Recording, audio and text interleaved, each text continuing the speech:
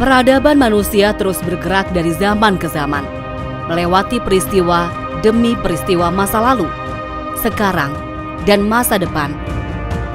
Dari satu tantangan menuju tantangan yang lainnya, dari satu perang ke perang berikutnya. Perang dan pertempuran tentu saja bukan satu-satunya penentu peradaban.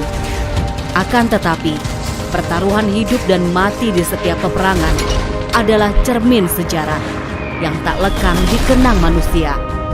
Kisah-kisah pertempuran mewujud jadi epos besar pertaruhan masa depan satu bangsa di antara desing peluru dan dentuman mesin, di kengerian mesin-mesin pemburu nyawa, di puing reruntuhan dan korban yang berjatuhan.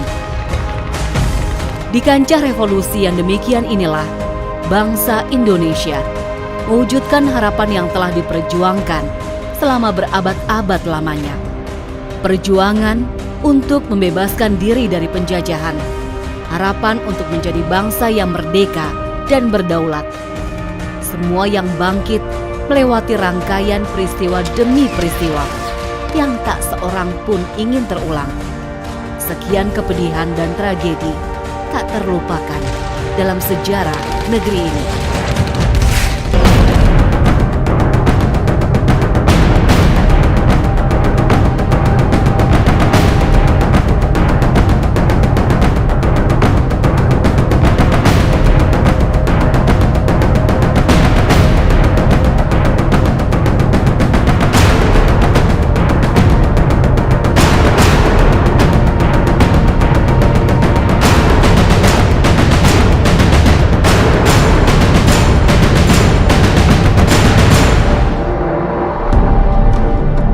Pertengahan abad 19 menjadi puncak penderitaan kaum pribumi Nusantara.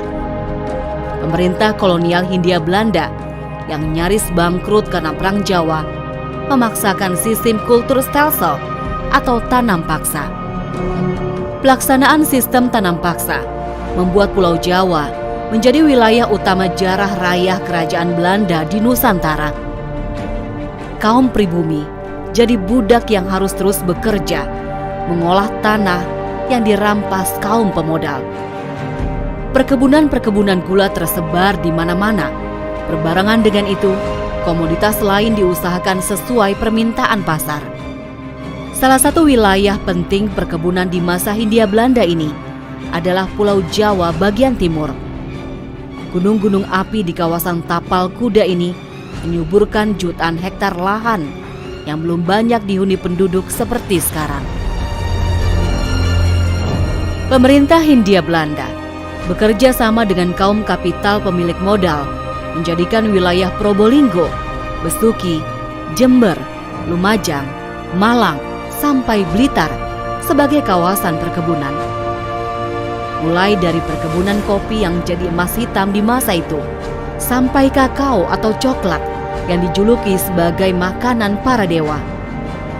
Tanaman perkebunan lain yang juga merambah Nusantara adalah tembakau. Tanaman-tanaman ini melengkapi perkebunan tebu yang sudah lebih dulu dikembangkan di kawasan Surabaya dan Pasuruan. Semuanya tidak lain untuk memenuhi kebutuhan ekspor, yang ujungnya adalah untuk meraup sebesar-besarnya laba kaum kapital pemilik modal, dan terutama mengisi pundi-pundi harta kekayaan kerajaan Belanda. Di masa yang tak terpermanai inilah awal mula kehidupan Muhammad Sroedji, putra dari pasangan Hasan dan Apni. 1 Februari 1915, Sroedji dilahirkan di Bangkalan, Madura, sebelum kemudian menjalani masa kecil di Dusun Kauman, Gurah, Kediri, Jawa Timur. Pada awal abad baru ini, politik etis sudah mulai dijalankan oleh pemerintah Hindia Belanda.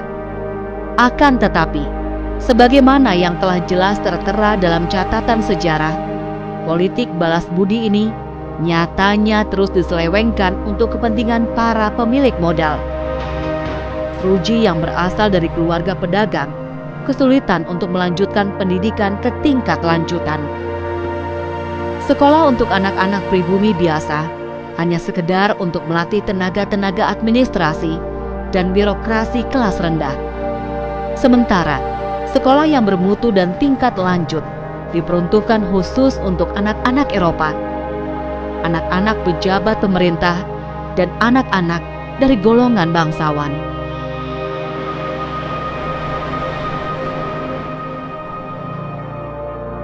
Memang pada waktu masa penjajahan Belanda itu kan Indonesia ini dibagi atas berbagai golongan, terutama untuk golongan bumi putra yang juga masih terkotak-kotak lagi, masih lebih mending sebagai pedagang dibandingkan yang golongan terendah adalah petani dan buruh. Tapi pedagang pun juga sebenarnya tidak punya privilege untuk mendapatkan pendidikan yang lebih tinggi daripada sekolah Ongkoloro. Nah, sekolah Ongkoloro itu sebatas bisa baca tulis gitu loh Mas, bisa baca tulis. Nah, tapi karena Letkol Muhammad Suci itu punya keinginan yang sangat kuat, dia pada waktu itu memutuskan untuk pokoknya salah satu cara untuk saya bisa maju, saya bisa lebih, itu ya lewat pendidikan. Dan karena memang dia memiliki drive yang tinggi atau semangat yang tinggi untuk belajar, senang membaca buku dan senang belajar, jadi akhirnya masuklah ada keluarga yang masih keturunan ningrat, jadi menikah dengan orang ningrat gitu ya.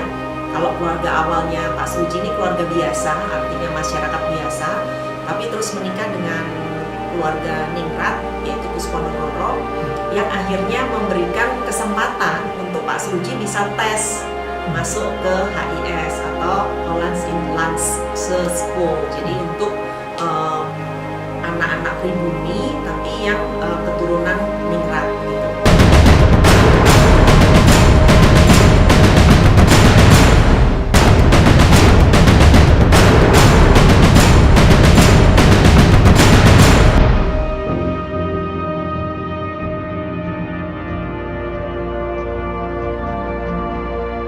Berabad-abad terus dihisap dan dibuat sengsara dengan rupa-rupa kebijakan kolonialisme. Kaum pribumi Nusantara seakan berada di lembah paling dasar kehidupan yang tidak manusiawi. Situasi ini menggerakkan para aktivis di Belanda menulis laporan dan kritik keras terhadap pemerintahan mereka. Menghadapi tuntutan dan kecaman bertubi-tubi, Ratu Wilhelmina yang baru naik tahta akhirnya mengubah haluan kebijakan Belanda di wilayah-wilayah koloni mereka. 17 September 01, Sang Ratu berpidato dalam pembukaan parlemen di Belanda. Ia mengingatkan bahwa pemerintah Belanda mempunyai panggilan moral dan hutang budi terhadap bangsa bumi putra di Hindia Belanda. Pidato yang memunculkan kebijakan baru ini terutama dipengaruhi oleh pemikiran Konrad Theodor van de Venter yang dituliskan dalam beberapa artikel. Itulah sebabnya kebijakan politik ini kemudian dikenal dengan nama Trias van de Venter. Disebut juga sebagai politik etis atau politik balas budi. Kebijakan ini meliputi irigasi, transmigrasi, dan edukasi. Meski demikian, pelaksanaan ketiga program ini ternyata diselewengkan oleh perselingkuhan para pejabat kolonial dan kelompok kapitalis.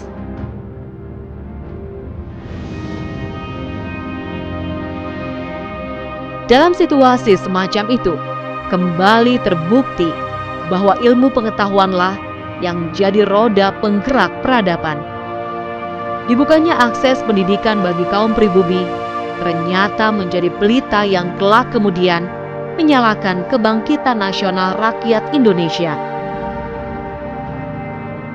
Bangku pendidikan Barat yang membuka akses generasi baru Indonesia menguasai bahasa Eropa, yakni bahasa Belanda dan bahasa asing lainnya, membuka mata kaum pribumi. Anak-anak muda itu kemudian bersentuhan dengan rupa-rupa ilmu pengetahuan dan peradaban baru yang bertolak belakang dengan kejumudan kolonialisme Hindia Belanda. Politik politik etis itu sebagai dampak dari munculnya kesadaran orang-orang Belanda ya, bahwa ternyata kolonialisme mereka itu membawa banyak penderitaan bagi masyarakat Indonesia, sehingga mereka merasa bertanggung jawab secara moral untuk meningkatkan kesejahteraan masyarakat ya. Caranya dengan melakukan balas budi. Balas budi itu apa? Dengan program kebijakan yang bisa meningkatkan kesejahteraan masyarakat, yaitu melalui apa? Melalui pendidikan, melalui perbaikan fasilitas pertanian dan kegiatan produksi yang lain, dan kemudian juga melalui pemerataan penduduk, artinya penduduk yang di daerah-daerah padat dan mungkin bermasalah karena sering tertimpa bencana kelaparan ataupun mungkin wabah penyakit, itu dipindahkan ke daerah-daerah yang masih kosong. Nah, itulah yang menjadi program kebijakan utama dari politik etis sebagai upaya Belanda untuk meningkatkan kesejahteraan masyarakat Indonesia. Bukan tujuan Belanda untuk membuat orang Indonesia punya kesadaran melakukan perlawanan secara terorganisir dengan membentuk organisasi, tetapi itu hasil yang tidak diduga gitu ya. Artinya karena memperkenalkan pendidikan muncullah kesadaran, dan karena muncul kesadaran kemudian muncul kebutuhan untuk membentuk organisasi, dan organisasi ini yang kemudian bisa mewadahi gagasan-gagasan orang Indonesia untuk merdeka. Kaum pribumi terdidik selepas politik etis, kemudian berperan penting dalam tumbuhnya kesadaran nasional dan mendirikan rupa-rupa organisasi dan perkumpulan. Awal abad ke-20 menjadi mula perintisan kebangkitan nasional yang memperjuangkan kaum pribumi secara modern melalui rupa-rupa organisasi dan perkumpulan. Kaum muda menjadi penggerak utama perlawanan atas kolonialisme di Hindia Belanda. Semangat zaman yang bergelora dengan nilai-nilai nasionalisme dan kebangsaan menjadi penggerak penting perubahan sosial di Nusantara. Pendidikan, oase atas berabad-abad keterbelakangan kaum pribumi, mendorong anak-anak muda untuk terus melanjutkan sekolah mereka. Sebagaimana Sroeji, setelah lulus dari pendidikan dasar di Hollands Indië School atau HIS, ia meneruskan pendidikan ke Ambachtsleergang atau Sekolah Kejuruan Teknik di Surabaya. Semenjak awal, jalur pendidikan Sroeji memang berbeda dari latar belakang lingkungan dan keluarganya, yakni kalangan santri. Semua tidak lain adalah wujud dari kesadaran baru akan pentingnya pendidikan formal barat sebagaimana yang menjadi cita-cita kaum muda masa itu. Setelah menyelesaikan pendidikan Ambachtsleergang pada tahun 1938, Sroeji mengikuti pendidikan pencegahan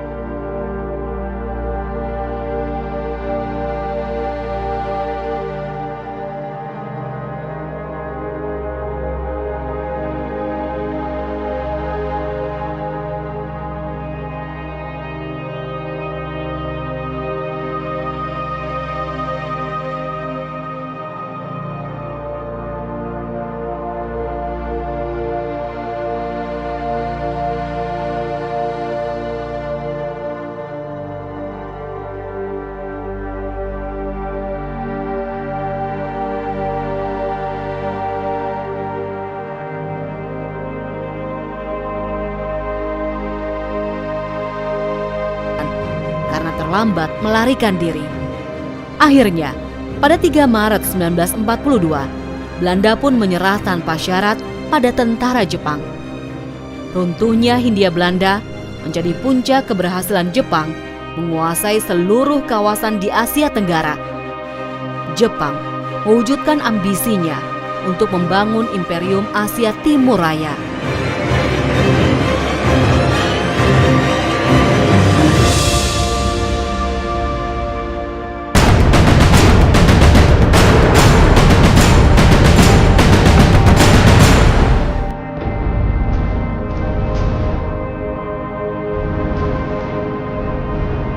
Masa pendudukan Jepang di Indonesia terbilang singkat.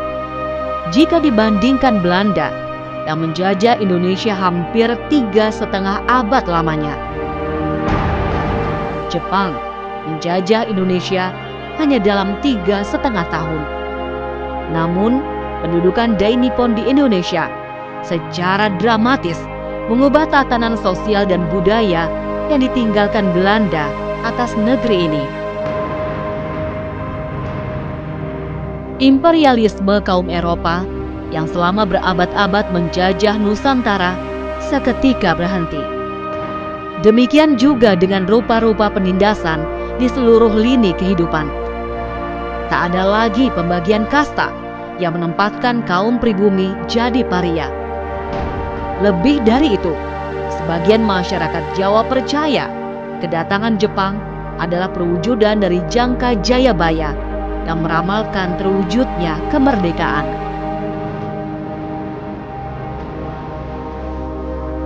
Bangkitnya harga diri dan kebanggaan sebagai bangsa Indonesia itu tentu saja adalah bagian dari narasi besar Jepang yang menyatakan diri sebagai saudara tua sesama ras Asia.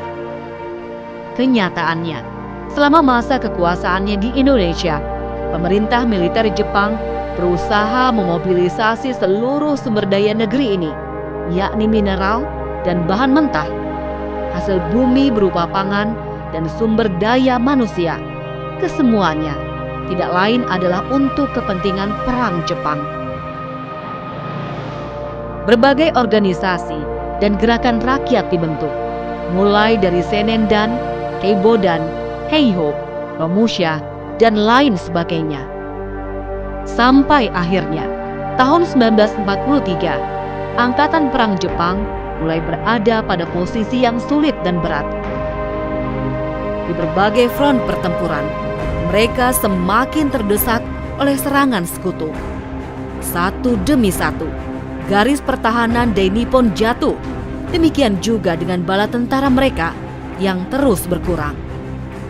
Dalam situasi genting ini, Jepang kemudian mengizinkan pembentukan organisasi ketentaraan profesional sebagai benteng pembela tanah air. PETA, singkatan dari Pembela Tanah Air, dibentuk pada 3 Oktober 1943. Pasukan pembela tanah air memiliki tujuan strategis untuk mempertahankan wilayah Indonesia dari serangan sekutu. Untuk itu, PETA memiliki jenjang kepangkatan yang jelas, mulai dari Gyuhei sebagai prajurit sukarela, Bundanko atau komandan regu, Shodanko atau komandan peleton, Chudanko atau komandan kompi, sampai Daidanko atau komandan batalion. Semua jenjang kepangkatan itu berada di luar struktur komando militer Jepang dan dipegang oleh orang Indonesia sendiri. Mereka yang ditunjuk sebagai perwira PETA adalah tokoh-tokoh masyarakat yang terkemuka. Tingkatan perwira ini diberikan lewat pendidikan khusus dengan nama Korps Latihan Pemimpin Tentara Sukarela Pembela Tanah Air di Jawa atau Jawa Buigyuban Kanbu Kyoikutai. Seruji yang kala itu telah memiliki posisi nyaman sebagai pegawai kesehatan, memiliki pandangan yang jauh ke depan. Pelatihan tentara PETA adalah jalan terbaik menjadi bagian dari semangat zaman di masa itu. Semangat untuk melawan penjajahan dan mewujudkan kemerdekaan Indonesia. Ada kesempatan, saya berpikir bahwa ini Indonesia nih kalau nggak ada yang mempertahankan oleh bangsa Indonesianya sendiri. Jepang nggak akan sanggup nih belain begitu besar wilayah Indonesia tanpa bangsa Indonesia ini dididik sendiri untuk mempertahankan demi kepentingan Jepang. Sebenarnya awalnya kan seperti itu, tapi propagandanya adalah pembela tanah air ini merupakan suatu tentara bentukan Jepang yang tidak terkoneksi satu dengan lainnya, jadi untuk mencegah suatu pemberontakan, tapi masing-masing ini dididik dan dilatih sebagaimana layaknya tentara Jepang dengan berbagai aturan-aturan perang, terus kemudian cara berperang yang baik, semangat perang, semangat bertahan, dan sebagainya. Demi sebenarnya untuk mempertahankan wilayah Indonesia yang masih jadi jajahan Jepang, karena kan dari pihak sekutu sudah mulai merangsek sampai ke Asia Tenggara begitu kan, perlahan-lahan. Kalau semua harus Jepang yang tangani, nggak akan ada personil, kurang personil begitu. Dan inilah kesempatan untuk memberikan kepada masyarakat Indonesia untuk dapat pelatihan pendidikan kemiliteran yang benar begitu kan. Selama ini kan bangsa Indonesia itu dapat pelatihan dari Belanda, golongan rendah untuk pasukan Kenil. Tapi berbeda karena tidak untuk mempertahankan wilayahnya sendiri. Kalau ini Jepang sudah membangkitkan dan menyatakan bahwa pembela tanah air, untuk membela tanah air kita sendiri. Nah, disitulah yang mendorong Pak Sruji pada waktu itu memutuskan untuk berhenti sebagai Mantri Malaria, di mana Mantri Malaria pada saat itu posisinya cukup bagus ya untuk statusnya di masyarakat, bahwa ini berbeda. Jadi sudah lama ini jadi tentara, tapi kalau membela Belanda pokoknya mati-matian nggak mau gitu kan. Cuman kalau ingin jadi pembela tanah air, kan membela tanah air kita sendiri gitu kan. Nah, akhirnya masuklah ke pelatihan pendidikan peta angkatan pertama di Bogor. Sruji menjadi satu dari 850 orang angkatan pertama pelatihan tentara peta di Bogor. Ia tergabung dalam Kompi 1 yang dipersiapkan untuk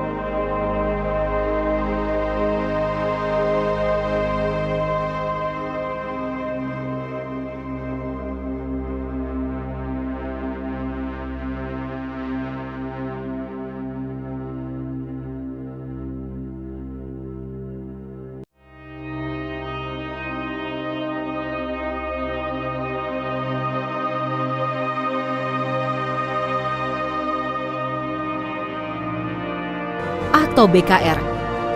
Sebagai salah satu syarat berdirinya sebuah negara, pembentukan BKR mendapat dukungan dari segenap bangsa Indonesia. Sruji yang tergabung dalam pasukan BKR di Besuki mempelopori pembentukan BKR Resimen 2 Jember.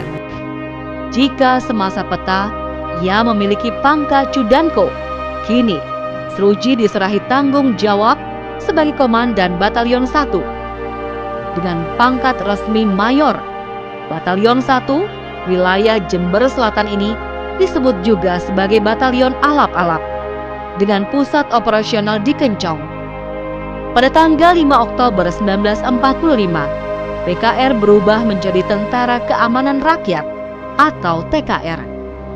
Sruji menjabat sebagai Komandan Batalion Resimen 4 TKR, Divisi Untung Suropati.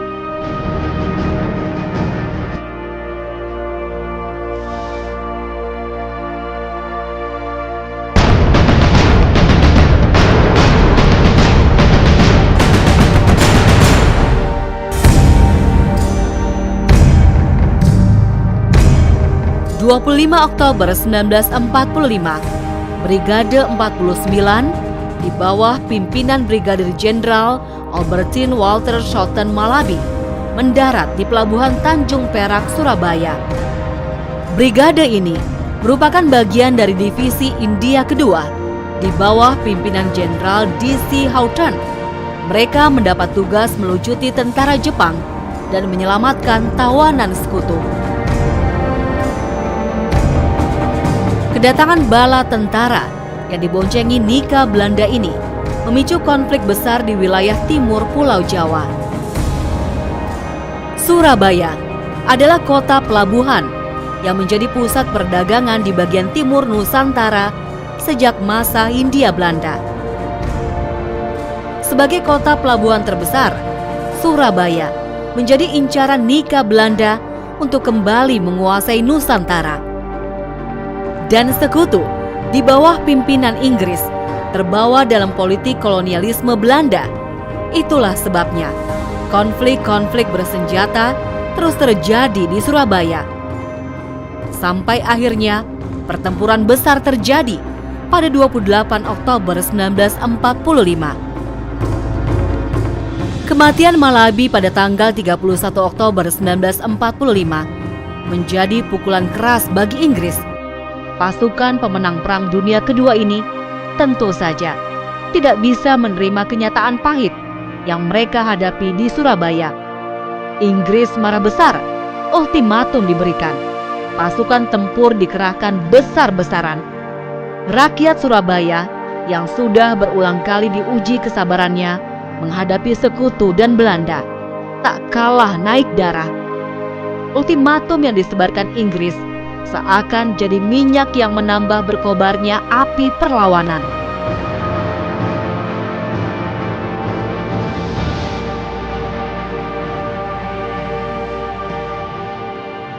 Kekuatan Inggris untuk melawan dendam sangat menakjubkan. Total pasukan yang dikerahkan 28.000 prajurit dari berbagai kesatuan tempur yang hampir seluruhnya berasal dari India dan Nepal. Kontak senjata pertama terjadi di Pelabuhan Perak. Pasukan sekutu di bawah pimpinan Jenderal Mansfield mengerahkan satu divisi infanteri sebanyak 10.000 hingga 15.000 orang, dibantu tembakan dari laut oleh kapal perang penjelajah serta pesawat tempur. Surabaya betul-betul dibombardir. Korban tewas dan luka tergeletak hampir di setiap sisi kota. Sruji yang menjadi komandan Batalion Sruji, Resimen 4, TKR, Divisi 7 Untung Suropati, mengomandani sektor sayap tengah untuk memperkuat pertahanan Surabaya Selatan. Kawasan ini menjadi pertahanan utama untuk menghambat laju tentara sekutu dan Nika Belanda yang mengincar perkebunan-perkebunan di Jawa Timur. Inggris mengira hanya butuh 3 hari untuk melumpuhkan kota Surabaya. Perkiraan itu meleset.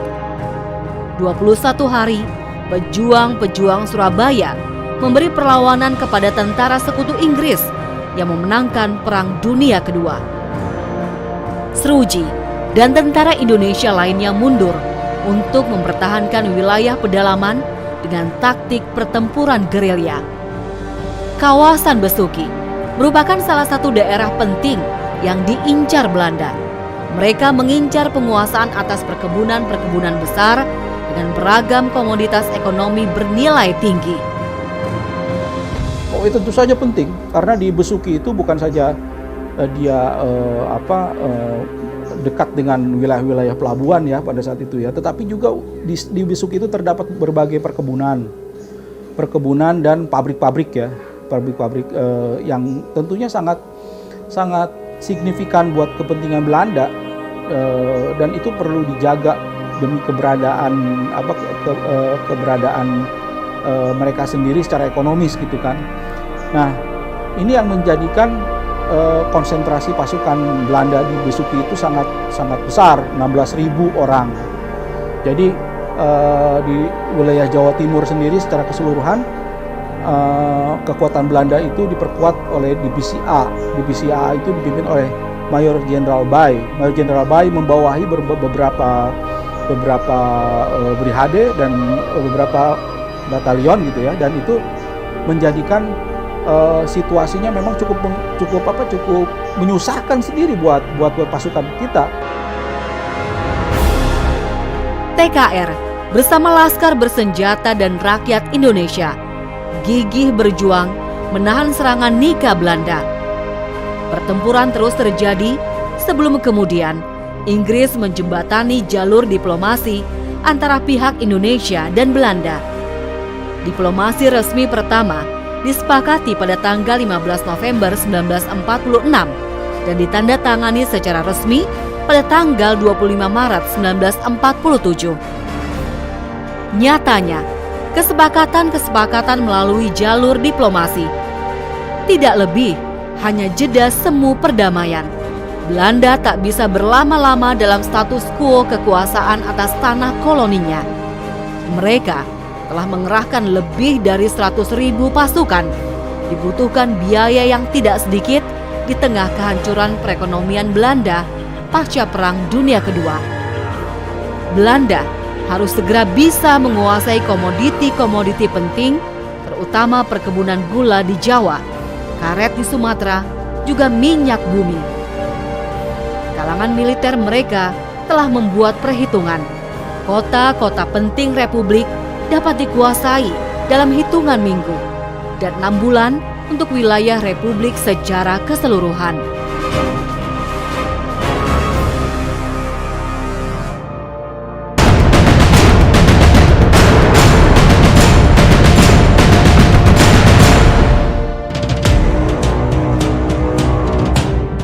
Akhirnya, 20 Juli 1947, Belanda melancarkan agresi militer pertamanya di Indonesia. Belanda sendiri menamakan gerakan ini sebagai aksi polisionil, yaitu kebijakan penegakan ketertiban di wilayah dalam negeri sendiri. Gerakan dan penamaan aksi demikian ini tidak lain adalah delusi yang mengabaikan kenyataan telah terpenuhinya syarat Syah Indonesia sebagai negara merdeka. Belanda telah melakukan invasi ke wilayah Republik Indonesia sebagaimana yang telah diakui Belanda dalam Perjanjian Linggarjati. Dengan agresi ini, Perjanjian Linggarjati pun resmi dilanggar oleh Belanda. Pasukan Seruji bertugas menghadang agresi marinir Belanda yang mendarat di pantai Keraksaan di wilayah Karesidenan Besuki. Akan tetapi, pertempuran yang berat sebelah memaksa resimen Seruji mundur ke kaki Gunung Semeru untuk menjalankan taktik perang gerilya. Menghadapi taktik perang gerilya, tentara Nika Belanda bertindak membabi buta. Mereka melakukan razia dan terus berpropaganda bahwa Nika Belanda adalah penguasa lama yang telah kembali. Dan tentara Indonesia tidak lain hanya gerombolan perampok dan pencuri yang harus dibasmi. Adu domba dan ancaman kejam Nika Belanda tidak lain bertujuan untuk menghancurkan Indonesia, negeri yang telah menyatakan diri merdeka. Berada dalam situasi genting, Seruji mengungsikan keluarganya dari wilayah Besuki. Istrinya yang sedang mengandung bersama 3 anaknya yang masih kecil dilepaskannya pergi ke wilayah Kediri. Jadi saya lahir di Kediri dikarenakan ibu saya berikut anak-anak dan kakak-kakak saya semua mengungsi ke Kediri karena ibu saya sebagai istri komandan juga dikejar-kejar oleh Belanda, sehingga keselamatan keluarga demi keselamatan keluarga kami semua diungsikan. Waktu itu ibu saya hamil 9 bulan, jalan kaki dari Jember sampai Kediri dengan hujan meteorologi ya. Jadi perjalanan Jember ke Kediri 350 kilo ditempuh dalam 3,5 bulan. Karena kalau siang kita istirahat, tidak bisa jalan. Kita jalannya malam. Jadi kalau siang itu kita di desa-desa. Karena kalau rombongan jalan, takut ketahuan Belanda. Pada saat awal kita keluar dari rumah, kebetulan di depan itu jalan besar, kan ibu saya, terus ada jalan turun gitu. Jadi rame-rame kita nyebrang ke sana, sembunyi di jalan yang kiri itu. Itu mobil Belanda sudah masuk ke halaman kita. Udah. Nah, jadi yang sempat dibawa itu hanya perhiasan untuk bekal hidupnya. Itu aja yang ditaruh. Kita meninggalkan rumah tanpa membawa apa-apa. Agresi militer Belanda pertama ini membawa penderitaan yang luar biasa bagi seluruh rakyat Indonesia. Terlebih bagi tentara Republik Indonesia yang untuk pertama kalinya berhadapan dengan agresi besar-besaran dan terencana dari Nika Belanda. Serangan yang menunjukkan betapa Belanda sungguh-sungguh mengerahkan kekuatan militer untuk kembali menguasai Indonesia. Bukan hanya itu, Nika Belanda juga melakukan rupa-rupa teror, bahkan pembantaian yang menimbulkan banyak korban.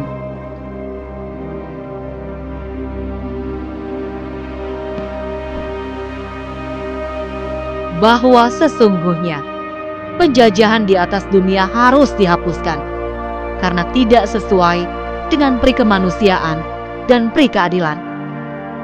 Sebagaimana penjajahan Belanda yang selama berabad-abad lamanya menjarah raya bumi Nusantara, dan selama itu pula tak terhitung korban jiwa, kusuma bangsa yang berjuang untuk meraih dan mempertahankan kemerdekaan.